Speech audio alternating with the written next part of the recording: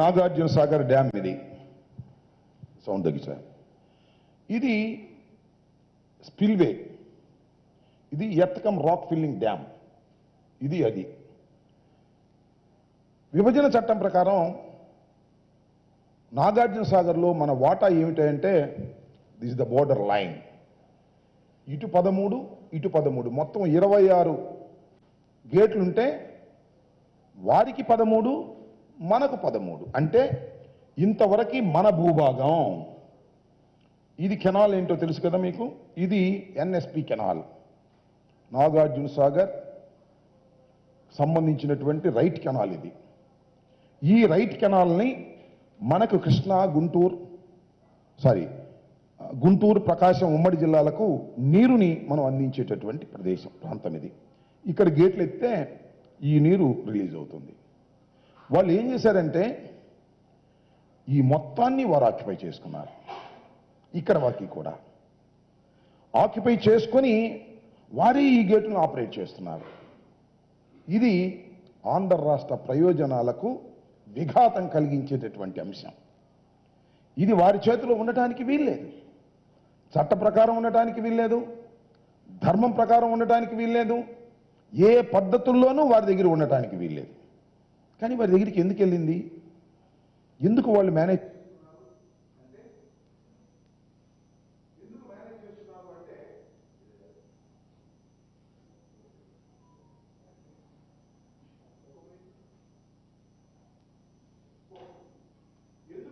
చేస్తున్నారు అంటే ప్రధానంగా ఆ రోజు ఉన్నటువంటి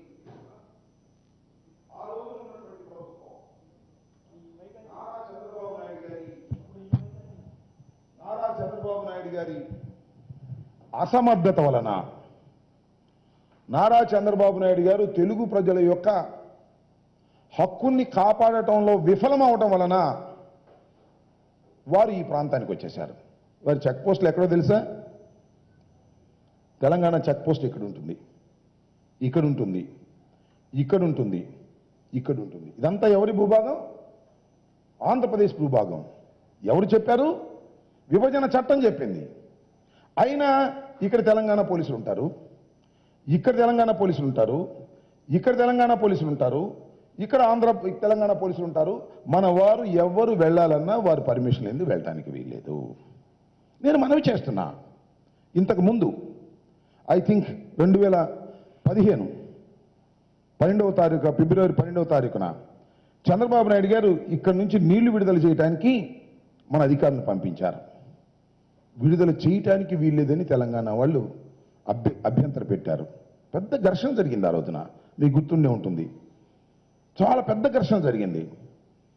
తర్వాత గవర్నర్ సమక్షంలో కాంప్రమైజ్ అయ్యి వాళ్ళ దయా దాక్షిణ్యాలతో 7,000 క్యూసిక్లు నీరును రిలీజ్ చేసుకోవాల్సిన పరిస్థితి ఏర్పడింది. అంటే మన నీరుని మన రైతులకు విడుదల చేయాలి అంటే తెలంగాణ వారి పర్మిషన్ కావాలి. ఏమిటి అన్యాయం అని అడుగుతా ఉన్నా. ఈ అన్యాయాన్ని సరిదిద్దటం దండయాత్ర అవుతుందా అని అడుగుతా ఉన్నా.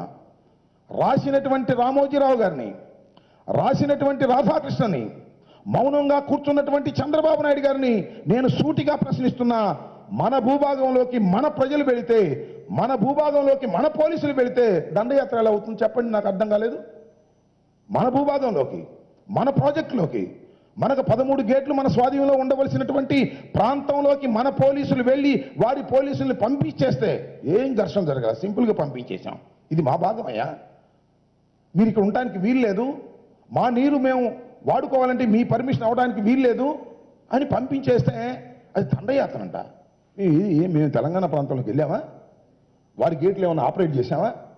వారికి ఉన్నటువంటి పవర్ స్టేషన్లు మేము ఏమైనా ఆక్యుపై చేశామా? మన ప్రాంతంలో ఉన్నటువంటి రైతులకు నీరు కావాలి ఇవాళ. రైతులకు కాదు, తాగునీరు కావాలి ఇవాళ. తాగునీరు కావాలంటే వారి నీళ్ళు అడగాల పదపద్దాక? మన నీరును మనం ఉపయోగించుకోవడానికి వీలు లేదా? వారి పర్మిషన్ కావాలా? వెళ్ళాం, తాగునీరు కావాలని రిలీజ్ చేశాం. ఇక్కడ ఎమ్మటే ఉదయాన్నే 2000 క్యూసిక్స్ వాటర్ని రిలీజ్ చేసి ఎన్ఎస్పికి ఇవ్వటం జరిగిందని మనం చేస్తున్నాం. ఇది దారుణం అవుతుందా? ఇది ధర్మమేనా? దీని మీద మాట్లాడుతూ ఉన్నారు ఇష్టం వచ్చినట్టుగా, చాలా దుర్మార్గంగా మాట్లాడుతున్నారు. దీన్ని ప్రజలు అర్థం చేసుకోవాలనేది నా అభిప్రాయం అని మనవి చేస్తున్నాం. ఇవాళ రకరకాలుగా రాస్తున్నారు. మేమంట తెలంగాణలో ఏదో రాజకీయ పక్షానికి మేలు చేయటం కోసం ఈ యాక్షన్కి వెళ్ళామంట. నేను ఒకటి మనవి చేస్తున్నా, చాలా చిత్తశుద్ధిగా వైఎస్ఆర్ కాంగ్రెస్ పార్టీ నుంచి నేను చెప్తున్నా, తెలంగాణలో మా రాజకీయ పక్షం లేదు, తెలంగాణలో మాకు ఇంట్రెస్టులు లేవు, తెలంగాణలో ఏ పార్టీ వస్తుందో మాకు అనవసరం. ఒక పార్టీని గెలిపించవలసినటువంటి అవసరం కానీ, ఒక పార్టీని ఓడించవలసినటువంటి అవసరం కానీ మాకు లేదు. తెలంగాణలో వాళ్ళ రాజకీయాలు వేరు, మా రాజకీయాలు వేరు. ఏ ప్రభుత్వం అధికారంలో ఉన్నా ఆ ప్రభుత్వంతో పక్క రాష్ట్రంలో సత్సంబంధాలు మెయింటైన్ చేయవలసినటువంటి బాధ్యత మాకుందని భావించేటటువంటి వ్యక్తులను తప్ప మరొకటి కాదని మనవి చేస్తున్నాం. ఇవాళ నేను మనవి చేసేది ఏమిటంటే, కృష్ణా వాటర్లో 66% మనది, 34% వాళ్ళది. అకార్డింగ్ టు మనం పంచుకుంటాం.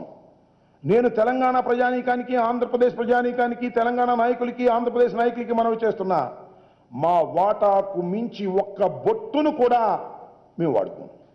మా వాటాకు రావాల్సినటువంటి బొట్టును మాత్రమే, నీరును మాత్రమే మేము వాడుకుంటాం. అయితే ఆ స్వేచ్ఛ మాకు కావాలి. మా నీరును మేము విడుదల చేసుకునేటటువంటి స్వేచ్ఛ మాకు కావాలి. ఇవాళ మీరు చూసినట్లయితే శ్రీశైలం ఉంది. శ్రీశైలం మన మేనేజ్మెంట్ బోర్డు కింద ఉండాలని అన్నారు. కానీ అక్కడ లెఫ్ట్ సైడ్ వారికి ఉన్నటువంటి పవర్ స్టేషన్ వారు చక్కగా ఉపయోగించుకుంటున్నారు. ఉపయోగించుకోవటమే కాదు, లిమిట్కి మించి కూడా వాడుకుంటున్నటువంటి సందర్భాలు ఉన్నాయి. వారి చేతిలో ఉంది కాబట్టి మేము అలా లిమిట్కి మించి వాడుకోవాల్సినటువంటి అవసరం మాకు లేదు.